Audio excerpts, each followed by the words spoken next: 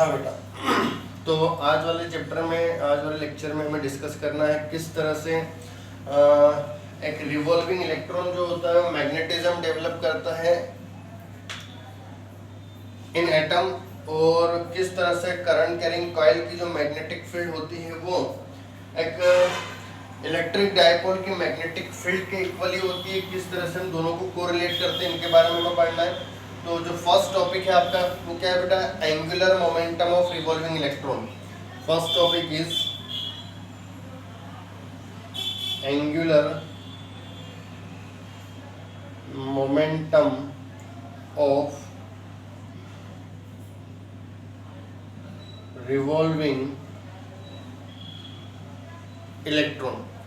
किस तरह से हम एक रिवॉल्विंग इलेक्ट्रॉन का एंगुलर मोमेंटम फाइंड कर सकते हैं। देखिए, तो मान लीजिए कि मेरे पास कोई एक एटम है, किसी भी एक मटेरियल का मेरे पास एक एटम है, उस एटम के अंदर कोई एक ऑर्बिट है जिसमें एक इलेक्ट्रॉन रिवॉल्व कर रहा है इस तरह से, और ये एटम का न्यूक्लियस हुआ जिसमें Z नंबर ऑफ प्रोटॉन है, तो charge of proton will be Zd, correct. अब इसके अराउंड ये r रेडियस के सर्कुलर पाथ में एक इलेक्ट्रॉन है जो कि रिवॉल्व कर रहा है, और मान लेते हैं इसकी डायरेक्शन ऑफ रिवोल्यूशन जो है it is in anti clockwise direction. ठीक, ये इस तरह से anti clockwise direction with velocity v, tangential velocity v से रिवॉल्व कर रहा है, और इसके ऑर्बिट का जो रेडियस है वो हम r एज्यूम कर लेते हैं, करेक्ट। चलिए, अभी अगर बात की जाए इस इलेक्ट्रॉन जो यहाँ पर प्रेजेंट है उसके मोशन करने से हमें पता है जब भी कोई चार्ज पार्टिकल मोशन करता है तो वो अपने अराउंड क्या डेवलप करता है, एक इलेक्ट्रिक करंट डेवलप करता है। इलेक्ट्रिक करंट से मैग्नेटिक फील्ड आती है, और मैग्नेटिक फील्ड है तो मैग्नेटिक मोमेंट भी डेवलप होना जरूरी है। तो जब ये मोशन करेगा तो इसके मोशन से जो करंट क्रिएट होगा, this current will be I is equal to, current formula होता है Q by T। Now value of Q will be NE divide by T। I is equal to n number of electron is 1 in this orbit, तो E by T। Now अगर मैं एक revolution ले रहा हूँ तो एक रिवोल्यूशन के लिए हम टाइम पीरियड ले लेंगे, the value of time period is capital T, correct। Now speed is equal to distance in one revolution divided by time period, the value of time period will be 2 pi r by v, correct। If we put the value of T in current E divide by 2 pi r by v, ठीक है। ये हमारे पास क्या हो गया बेटा? Current का value आ गया। Now what is the magnetic moment of revolving electron? तो मैग्नेटिक मोमेंट जो होता है, मैग्नेटिक मोमेंट जो होगा बेटा, मैग्नेटिक मोमेंट का फॉर्मूला जो होता है वो हमने भी डिस्कस किया था। यहाँ पर हम मैग्नेटिक मोमेंट को किससे रिप्रेजेंट करते हैं? हम यहाँ पर m से रिप्रेजेंट करते हैं। तो मैग्नेटिक मोमेंट जो हो जाएगा आपका it is equal to I into I ना, नंबर ऑफ टर्न्स है क्या होगा? I क्या है मेरे पास? EV by 2 pi r into area pi r square, correct. Pi से पाई कैंसिल आउट हुआ तो E V, पाई से पाई गया r से r, EV r by 2, this is the value of magnetic moment, correct. तो ये हमने क्या कैलकुलेट किया बेटा? मैग्नेटिक मोमेंट कैलकुलेट कर लिया है। अब कभी कभी क्वेश्चन में आपसे ये भी पूछा जा सकता है कि what is the relation between magnetic moment and angular momentum, ठीक है। हमसे मैग्नेटिक मोमेंट का एंगुलर मोमेंटम से रिलेशन वो पूछ सकते हैं। किस तरह से उसका रिलेशन निकाल सकते हैं, देखें। तो अगर आपसे मैग्नेटिक मोमेंट का एंगुलर मोमेंटम से रिलेशन पूछा जाएगा तो उस केस में हमें पता है किसी भी पार्टिकल का जो एंगुलर मोमेंटम होता है, एंगुलर मोमेंटम, ये एंगुलर मोमेंटम बेटा इक्वल होता है L से रिप्रेजेंट करते हैं, is equal to mvr, correct. अब अगर मैं यहाँ पर v की वैल्यू पुट कर देता हूँ, this m is mass, confuse नहीं होना, ये स्मॉल m मास है, और जो मेरे पास कैपिटल M है दिस इज मैग्नेटिक मोमेंट, ठीक है। मैं लिख देता हूँ this is capital M and which is equal to magnetic moment,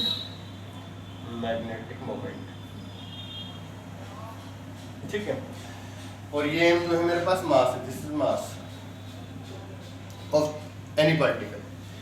तो L is equal to m, v का वैल्यू अगर निकाला जाए तो v का वैल्यू क्या आएगा बेटा? मेरे पास 2 times of m divide by E R into R, angular momentum आ गया बेटा मेरे पास कितना, आर से आर कैंसिल आउट हुआ, इट इज 2m बाई ई।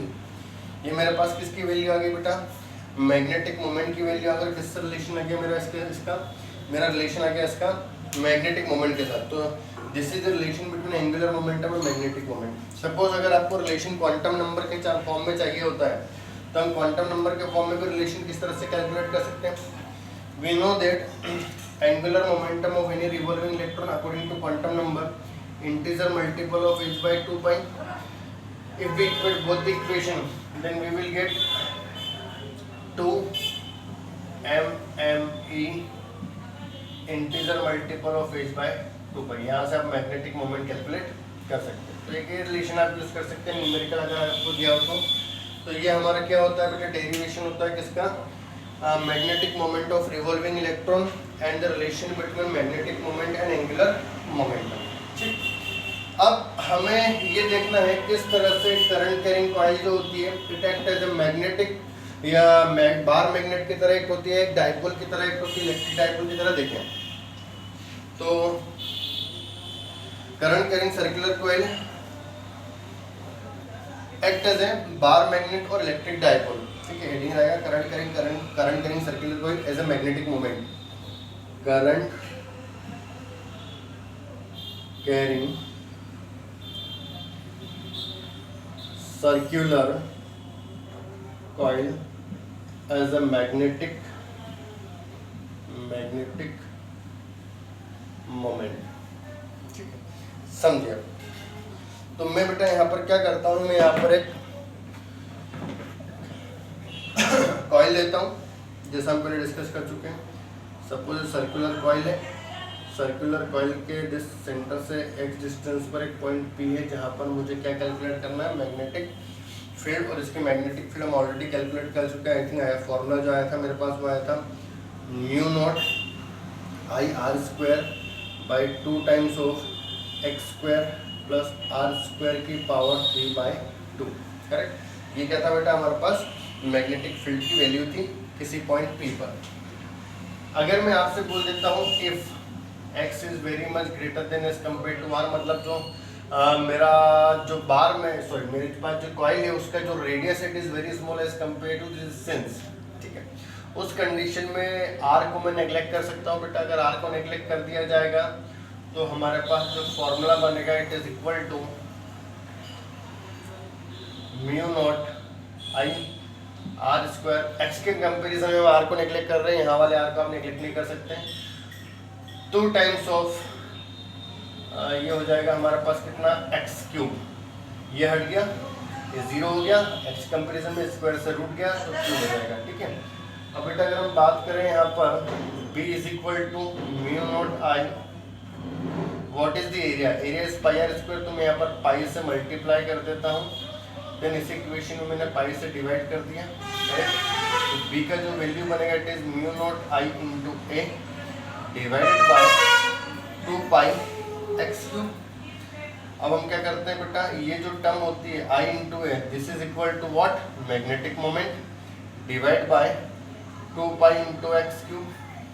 अगर इसको सॉल्व किया जाए तो आप देखेंगे कि मैग्नेटिक मोमेंट में अगर यहाँ पर 2m कर देता हूँ तो 2 को मुझे डिवाइड भी करना होगा, डिवाइड कर देता हूँ, it is 4 pi x cube. What is mu not by 4 pi, it is K. ठीक है, अब अगर हम इसको कंपेयर करते हैं बेटा किससे, जनरल टर्म से। मान लीजिए कि b को रिप्लेस कर देता हूँ मैं e से, m को रिप्लेस कर देता हूँ मैं p से, और म्यू नॉट को रिप्लेस कर देता हूँ 1 बाय एप्सिलॉन नॉट से। तो देखिए क्या बनेगा, e is equal to 1 by 4 pi epsilon not 2m by x cube, sorry p हो गया, तो 2kp बाय एक्स क्यूब।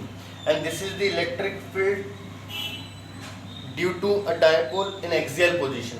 मतलब ये जो फॉर्मूला मेरे पास क्रिएट हुआ है, this is the magnetic field due to dipole at axial position. ठीक है, तो यहाँ पर B is equal to mu not by 4 pi 2m by x cube. It is the magnetic field intensity due to dipole या due to current carrying coil in axial position, and this equation m is called magnetic dipole moment.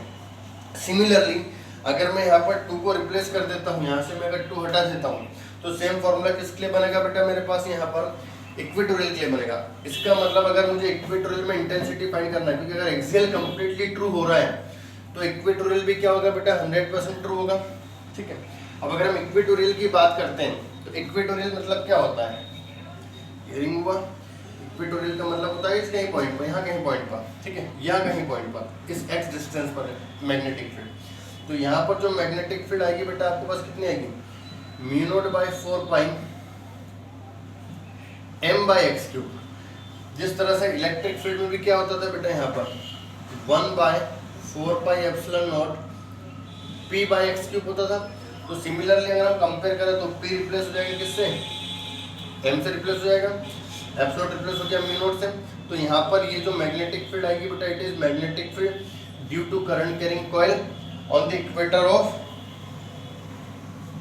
Coil. ठीक है, तो इस तरह से हम magnetic field के through या किसी करंट कैरिंग कॉइल जो होती है वो एक तरह से मैग्नेटिक मोमेंट डेवलप करती है, उसी तरह से जिस तरह से इलेक्ट्रिक डायपोल डेवलप करता है एक्सिस पर और इक्वेटर पर। अब जो हमारा नेक्स्ट टॉपिक रहेगा इट इज गैल्वेनोमीटर। ठीक है, शंट, एंड देन हम पढ़ेंगे यहाँ पर voltmeter and ammeter, then आपका चैप्टर जो है फिनिश हो जाएगा।